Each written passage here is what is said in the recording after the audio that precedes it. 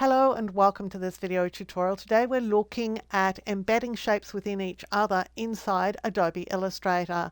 And we're going to be using the Appearance panel and an option in the Appearance panel that I'm going to bet you probably don't know exists. So I just have a regular document open here in Illustrator. I have the rectangle tool selected. I'm going to hold the Shift key down as I drag out a rectangular shape.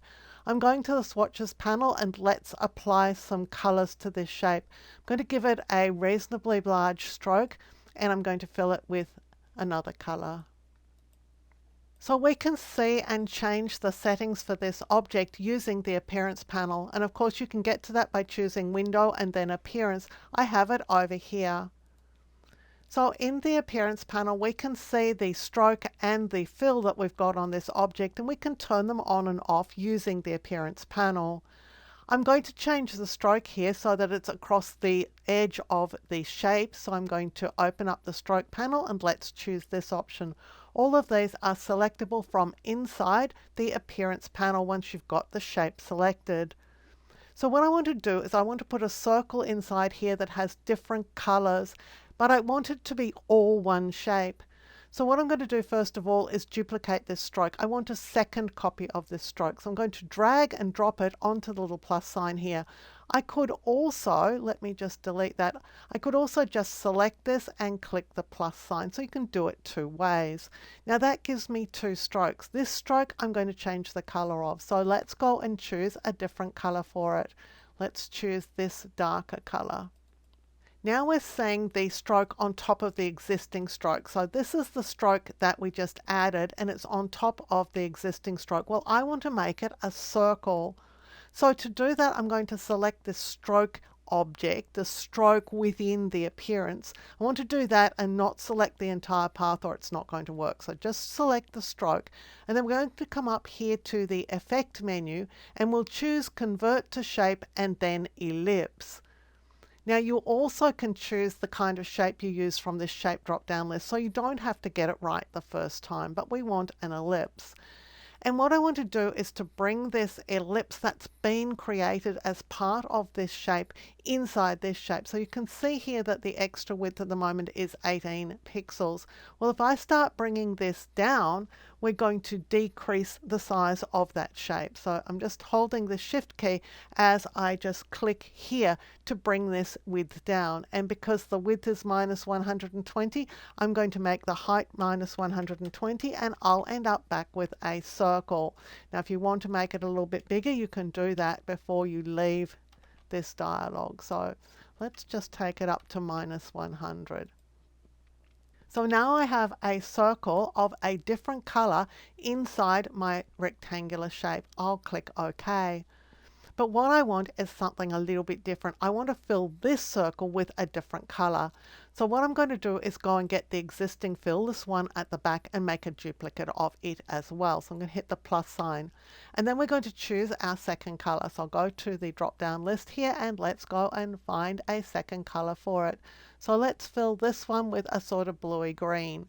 But of course, because this fill is on top of the existing fill, it's blocking it out. But we can prove to ourselves that the existing fill, the original fill, is still there by turning the new one off. But what I want to do with this fill is I want to make it the same circular shape as I made this stroke. And I can do it very easily by borrowing the settings from the stroke here. So when I open up this little stroke line, you can see that it has an ellipse on it. And that's what's controlling that movement of the stroke into a circle, and it's got all the settings in it. So if I make a duplicate of this and drop it in on top of this fill, I'm going to end up with a fill that is a circle. So let's go and make a duplicate of this. Just click on the plus sign. So I've got two of those. What it's done is it shrunk the circle really small, but that's fine because it's just hanging out here. And what I'm going to do is drag and drop it onto this fill. That just saves me from having to set it up all by myself. I could have come in here and just set up an ellipse of minus 100, minus 100, but since I already had one here, I can just copy it. So now I've got a original shape, which is this outside stroke. It's a rectangle with a fill. And inside the Appearance panel, I've added this circular stroke here and this second fill, which is a different color, and of course it is a circle. Now you can go ahead and make multiples of these, so you can actually fill this up with another square in the middle. We could add a square in the middle, and we would do it exactly the same way. We'll go and get one of these strokes, we'll make a copy of it, and we'll just change the color of it. So let's change this to a darker stroke. But this time, instead of it being an ellipse, I want it to be a rectangle. So I'll just double click on this because this allows me to reselect the option I want to use. And this time, let's bring this in a little bit more. So let's go to -140 and -140 here. And so I've got a rectangle inside my circle inside my rectangle. And I can make a different fill for that as well. So what I'm going to do is go and get my last fill, which is this one here. I'll drag and drop it onto the plus sign, or just click the plus sign to add it. I'm going to give it a different fill color. So let's go for a sort of lighter color here, so it's really obvious what we're doing. And then I'm going to take this rectangle and drop it in here. So first of all, I'm going to get rid of the ellipse because I don't want that to be a circle, but I do want it to be this rectangular shape. So let's go and make a duplicate of it and then just drop it onto that fill. So this shape is selectable and you can move it around and everything will go with it. You can also change the color. So selecting on this shape, we can go to the Recolor Artwork tool, and when we click the advanced options, going to say all the colors inside this shape. And if we go to edit, then I can just drag around and change all these colors. So the entire shape is changing color. Now there's one other thing I want to explain to you about this, and to do that I'm going to make a selection over this. I'm going to Alt or Option drag 2 copies away. So on the Mac you would be Option drag, on the PC you're Alt dragging. Let's select this and I'm going to hold the Shift key and resize it. And you can see that something's happening with this shape. It's not resizing perhaps the way we would expect it to resize. And that's because of a setting that I have set on. So let's go to Edit and then Preferences, and let's go to General. On a Mac, that would be Illustrator Preferences General.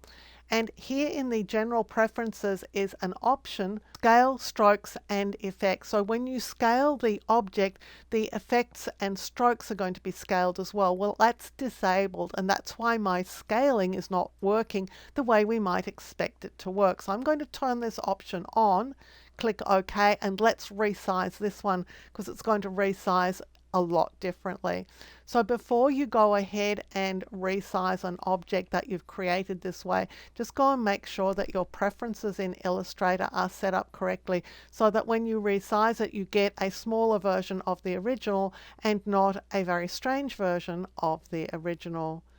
So I hope that this video helped you understand a little bit more about the Appearance panel in Illustrator and how incredibly powerful it is once you understand some of the things that you can do with it.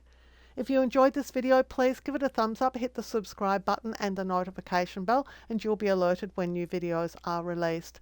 Until next time, my name's Helen Bradley. Thank you so much for joining me here on my YouTube channel.